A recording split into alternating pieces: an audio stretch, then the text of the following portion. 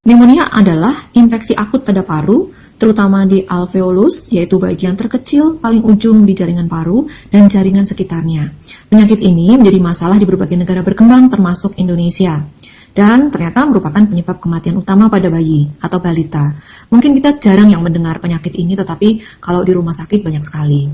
Apa saja penyebab dan faktor risiko? Nah, selama ini pneumonia itu diteliti dan sudah dikenal disebabkan oleh bakteri dan virus. Ada juga negara yang menemukan disebabkan oleh jamur dan parasit.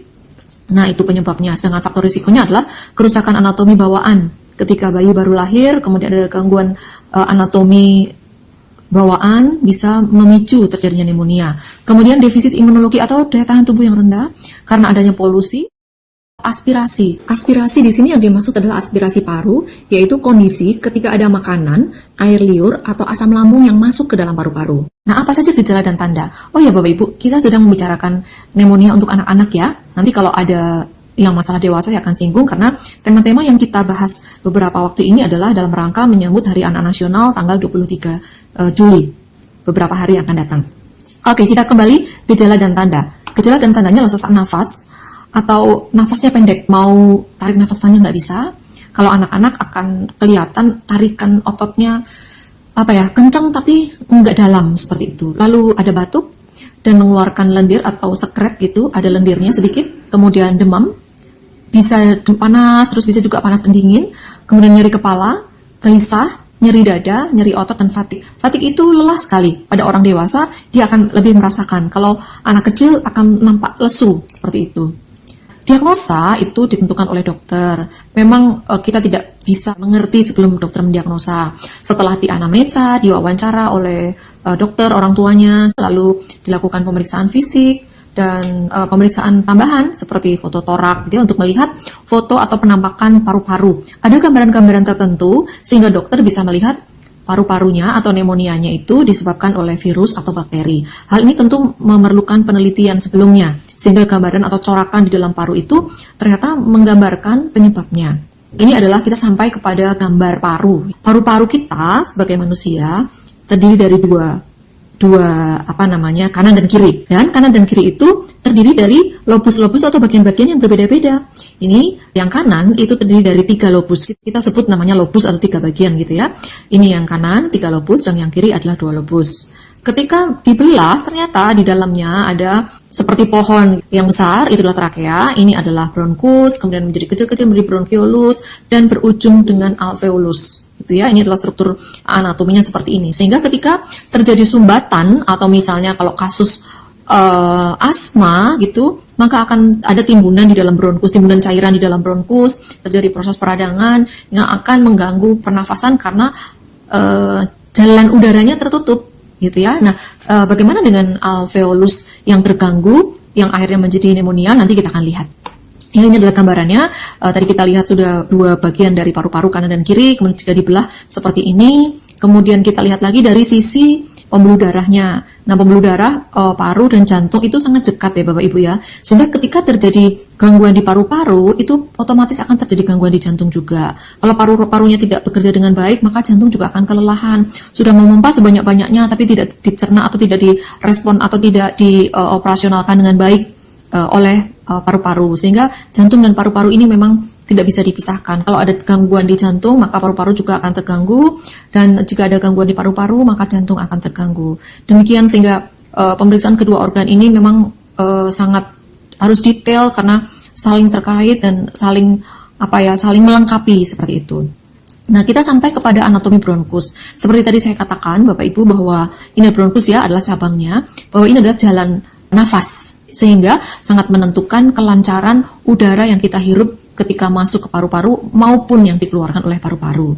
Ya, kita lihat irisannya adalah terdiri dari lapisan-lapisan ya, ada kartilago atau tulang lunak, kemudian ada ototnya, kemudian ada juga lingkaran-lingkaran ini lapisan-lapisan mukus atau lendir seperti itu. Kemudian ada silia. Silia itu seperti rambut-rambut halus yang akan menyaring semua udara yang masuk.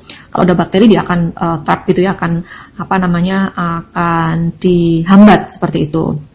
Ini adalah rongga udara, rongga lumen. Lumen itu adalah salurannya, saluran bronkial lumen. Kemudian pembuluh darah, yang merah dan biru ini adalah pembuluh darah. Ya, sehingga jika ada gangguan di bronkus, misalnya tadi saya bilang asma, maka semuanya akan terganggu. Ini adalah gambaran dari sistem pernafasan. Kita lihat yang A ya. Kita bernafas lewat hidung, bisa juga melalui mulut, kemudian masuk ke trakea dan masuk ke paru-paru. Udara yang masuk akan masuk ke trakea dan bercabang ke kanan dan ke kiri lewat bronkus. Setelah bronkus, bronkiolus, dan akhirnya alveoli. Ini yang B adalah yang alveoli. Kita lihat alveoli itu seperti balon-balon yang berkumpul, Bapak Ibu ya. Dan balon-balon ini diliputi oleh kapiler atau pembuluh darah yang sangat kecil-kecil yang mereka bertukar tempat bertukarnya oksigen dan CO2. Jadi mereka saling terkait, Bapak Ibu. Jadi ini tidak lepas ya, kapiler dan paru-paru. Ketika kita menghirup udara, maka oksigen akan diambil oleh pembuluh darah untuk dimasukkan ke jantung. Paru-paru itu kan memang membawa darah yang bersih kayak makanan dan mendapatkan oksigen yang penuh. Jadi pembuluh darah yang ada di dalam paru-paru ketika memasukkan ke jantung setelah disaring di sini, itu adalah terdiri dari darah yang kaya akan makanan dan kaya akan oksigen. Nah, ketika kita menghirup, oksigen masuk ke pembuluh darah dan diangkut seluruhnya, kemudian ditaruh di jantung, kemudian disebarkan ke seluruh tubuh. Sedangkan ketika kita mengeluarkan nafas, itu CO-nya itu dipindah ke alveoli ini untuk dikeluarkan. Sehingga paru-paru ini merupakan pusat pertukaran oksigen dan CO2.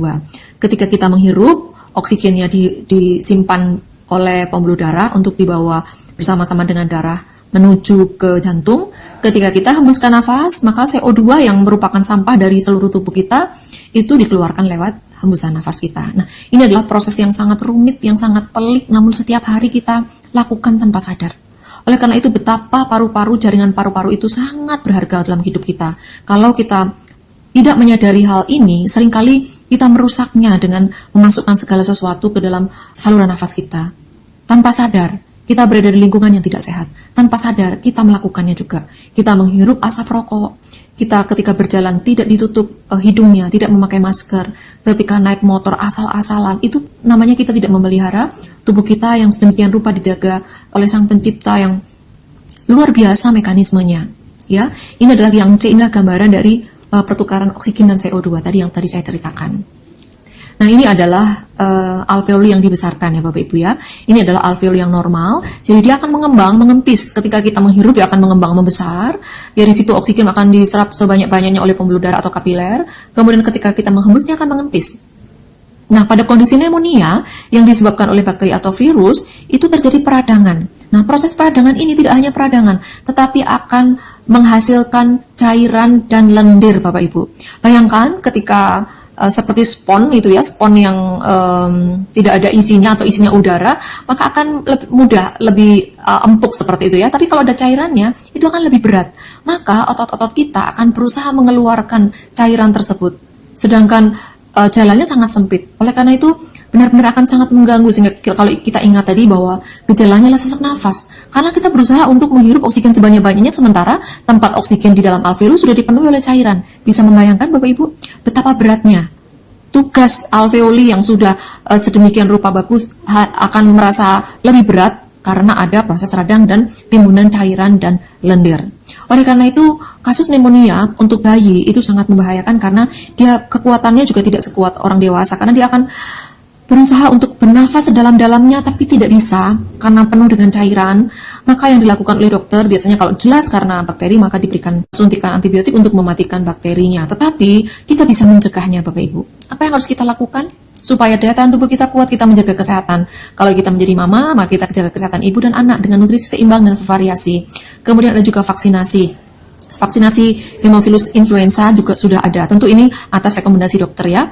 Kemudian hindari asap rokok atau stop rokok untuk orang dewasa sehingga asapnya itu mengganggu sekitarnya. Itu bisa menjadi pemicu atau merusak jaringan paru-paru. Kemudian biasakan cuci tangan untuk seluruh keluarga, hindari polusi, menjauh dari orang-orang yang flu. Ini adalah ketika ada keluarga atau anak kita menderita pneumonia, hindari atau menjauh dari orang-orang yang flu dan tidur cukup. Bapak Ibu, demikian sharing saya tentang pneumonia. Mudah-mudahan menambah pengetahuan. Masih banyak yang Bapak Ibu bisa baca. Silahkan kita memperkaya dan belajar di mana saja dan kita bisa mendapatkan informasi sebanyak-banyaknya.